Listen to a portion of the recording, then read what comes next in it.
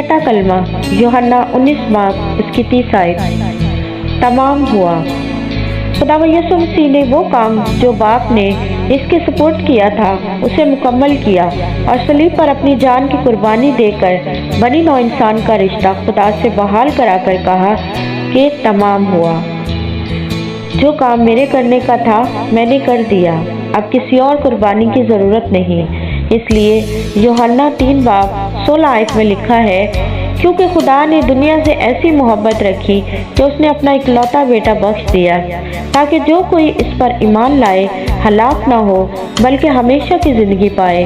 سو اے میرے عزیزو، جبکہ مسیح خداوند نے ہمارے ملاپ کے لیے اپنی جان کو قربان کر دیا تاکہ ہم ہمیشہ زندہ رہیں، آئے ہم بھی خدا کے حکموں پر عمل کر کے خدا کے حضور جھکے، تاکہ جو قربانی مسیح خداوند نے ہمارے لیے دی ہے، جو خون اس نے ہمارے لیے بہایا ہے، وہ رائے گاہ نہ جائے بلکہ اس کے وسیلہ سے ہم نجات پائیں اور ہمیشہ کی زندگی پائیں۔